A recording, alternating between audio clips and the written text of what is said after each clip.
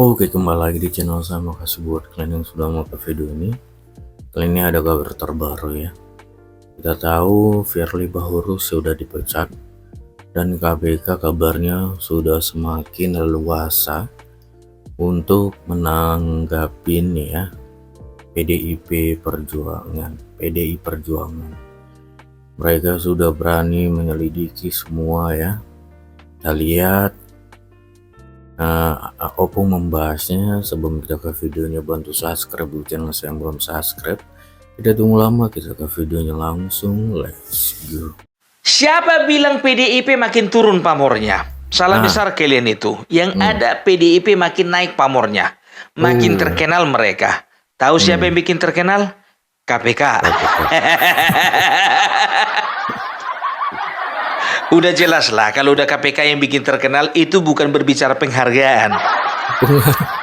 Pasti selalu ada hubungannya dengan penyelidikan dan penyidikan. Ya, jadi nggak tahu aku entah kenapa ini ya kan. Jadi semenjak Hasto Kristianto diminta keterangannya, dipanggil KPK karena mereka menduga ada keterkaitan antara Hasto dengan pelariannya Harun Masiku. Semenjak itu Ibu Megawati geram. Merasa harkat dan martabatnya PDIP itu diinjak-injak ya. Makanya dia Ibu Megawati katakan, itu siapa itu yang berani-berani panggil itu siapa? Apa pangkatnya? Urusan apa ibu sama pangkat orang? Iya. Belum tahu kalau saya ini panglima tertinggi. Itu dulu bu. Itu dulu ya kan. Ibu nggak bisa move on ya. Iya. Kalau sekarang panglima tertinggi itu Bapak Jokowi, ada aja ibu ini. Ya, jadi kenapa jadi sorotan KPK?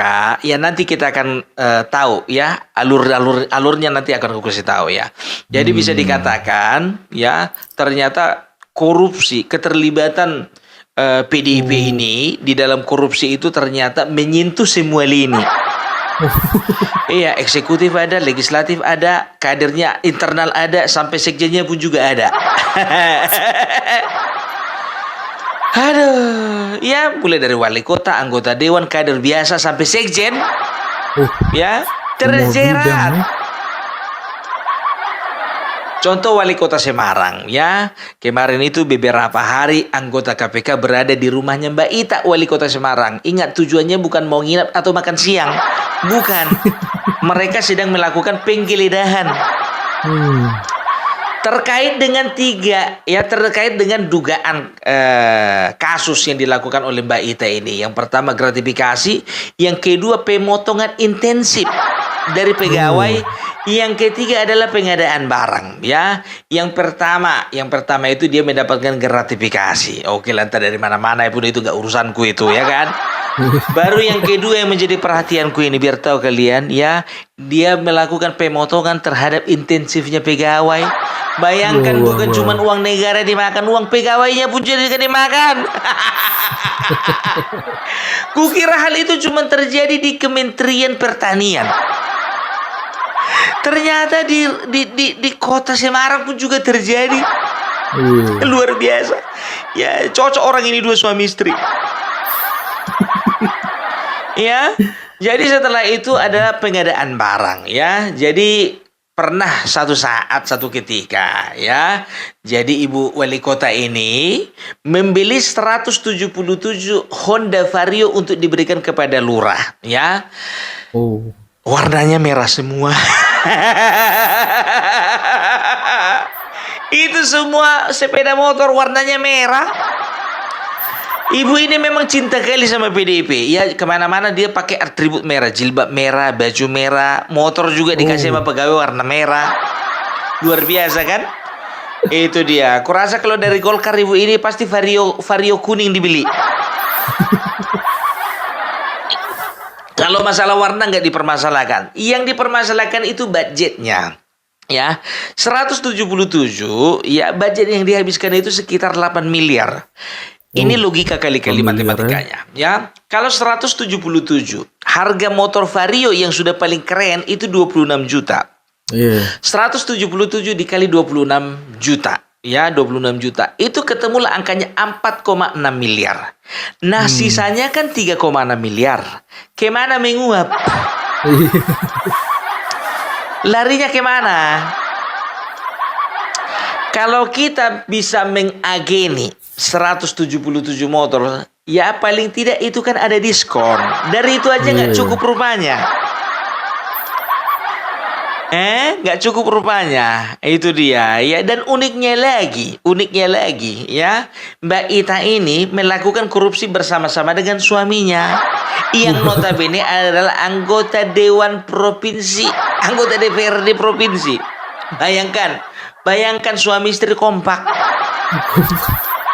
Ini adalah contoh dari Romi and Julie. Seia sekata, sehidup semati. Sama-sama menikmati, sama-sama di penjara. Itu dia, itu dari lini eksekutif. Masuk kita ke DPRD, ya, legislatif. Ya, baru-baru ini seorang anggota DPRD masih juga dari partai PDIP, Lazarus, ya, dari Kalimantan apa lupa aku, ya.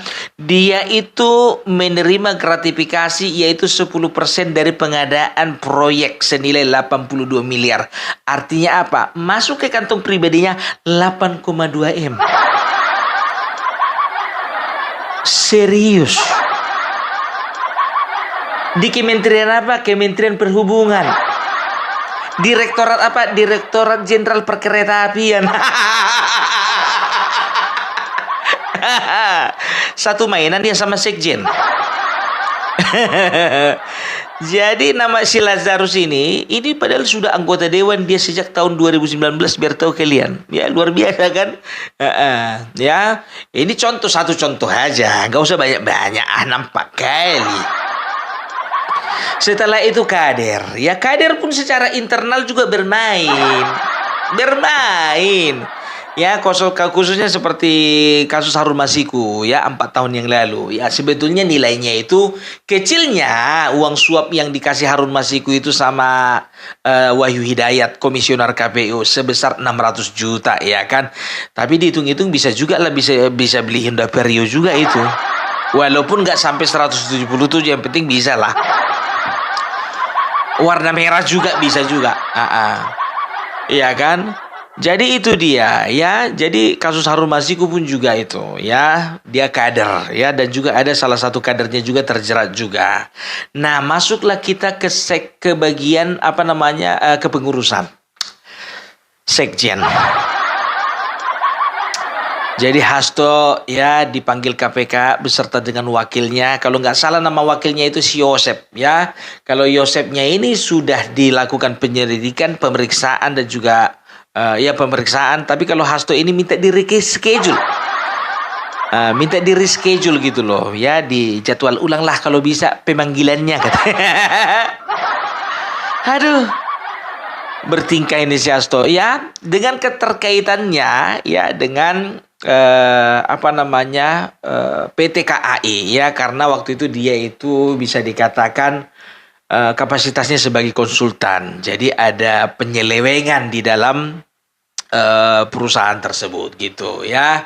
Jadi itulah yang membuat sebetulnya PDIP sangat disorot gitu loh. Jadi dari semua lini eksekutif, legislatifnya, dari segi internal sampai ke pengurusan juga itu terlibat semuanya ke dalam kasus korupsi, ya. Tapi ini dalam tahap penyelidikan, ya.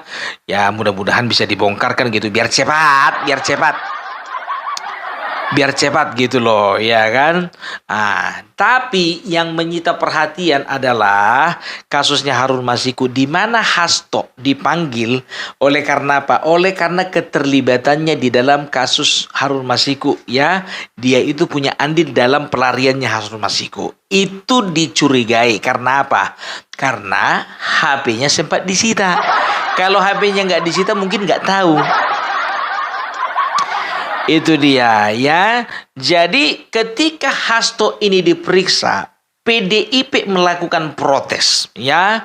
PDIP melakukan protes bahwasanya mereka itu sudah mempolitisir ya, pemanggilannya Hasto.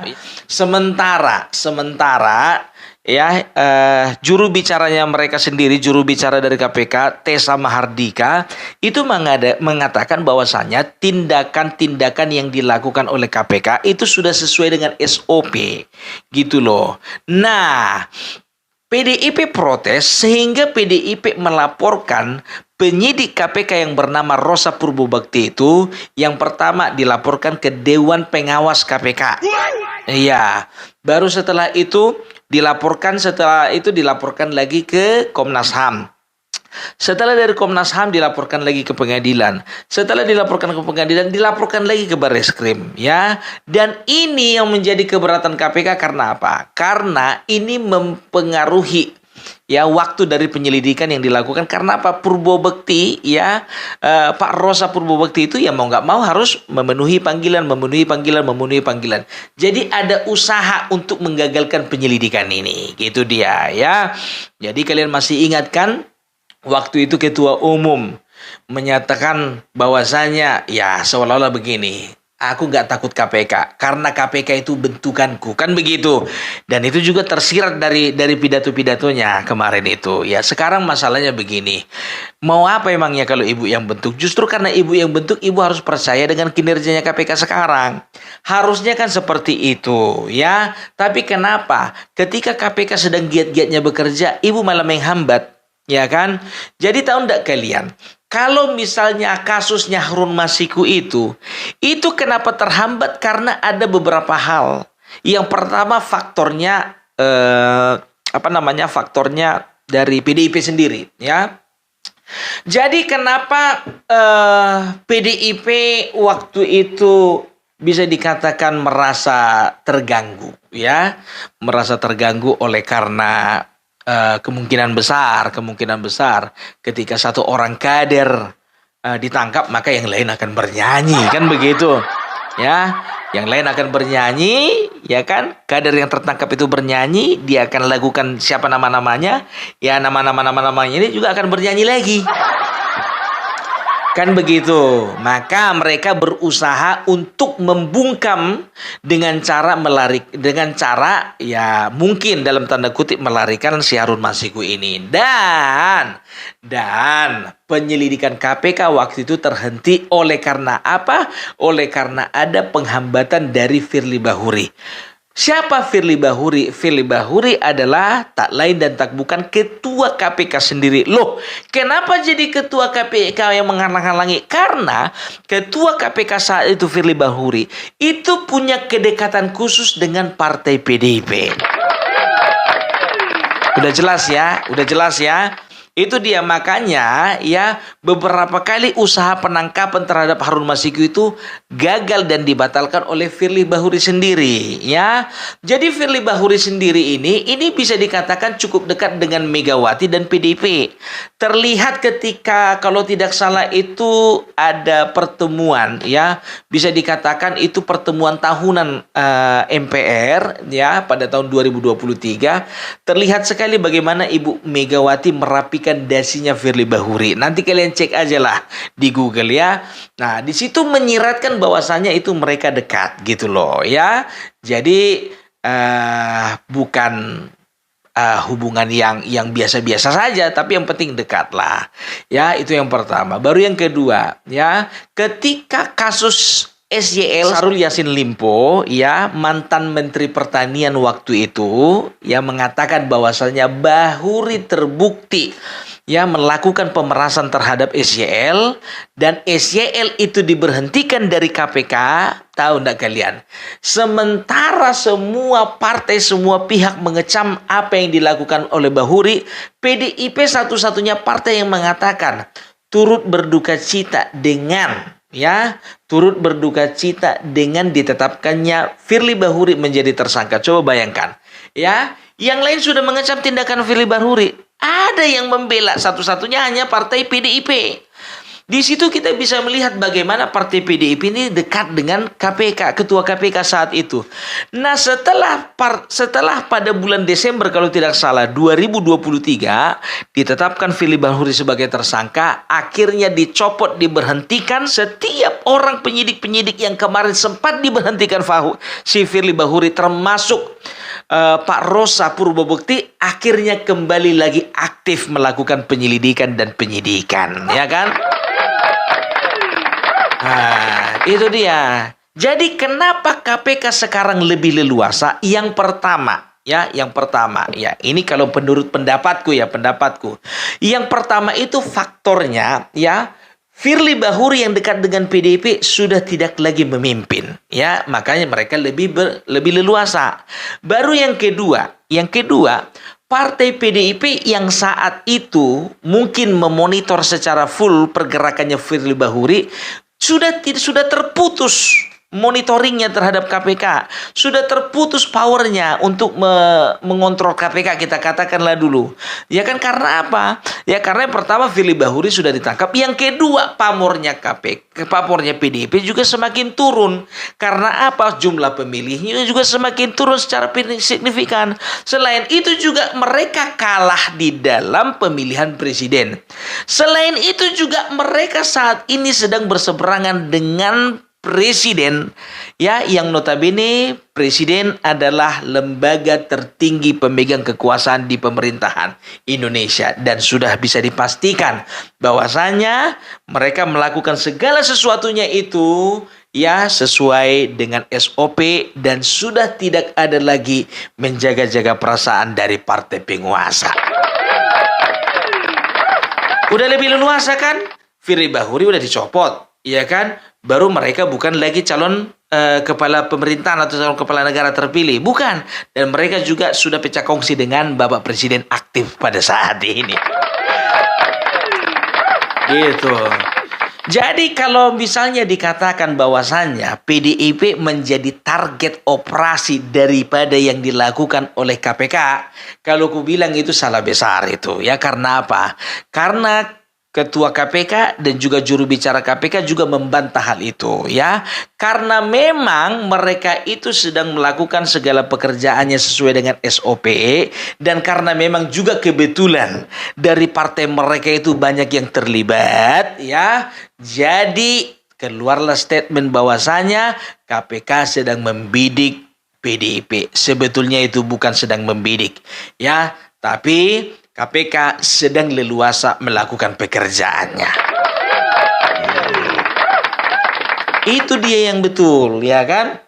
Jadi kalau bisa dikatakan, ya janganlah dipolitisasi semuanya itu, ya kan? Ya biasalah, kalau misalnya penguasa sudah terputus dengan pimpinan di KPK, ya udah nggak ada gunanya lagi. Udah lebih enak mereka kerja, udah nggak ada beban. Lihat pergerakan itu di Jawa Timur kan, 5 anggota dewan. Berapa anggota dewan itu? 5 yang sekali tangkap itu. Lebih enak bekerjanya itu. Dan itu yang tertangkap itu dari Partai Golkar loh. Jangan kalian bilang itu cuma dari Partai PDIP. Bukan. Ya pokoknya, ya saat ini kita katakan bahwasanya KPK sudah melakukan pekerjaannya tanpa beban. Oke? Jadi itulah dulu, ya. Jangan pernah kita itu mendramatisir sesuatu, ya. KPK tidak sedang menargetkan PDIP, bukan, tapi KPK sedang menjalankan tugasnya. Oke? Nah, itu dia. Oke lah dulu, ya, kalau kayak gitu. Salam hormat dari saya, salam perbelak, salam NKRI harga mati.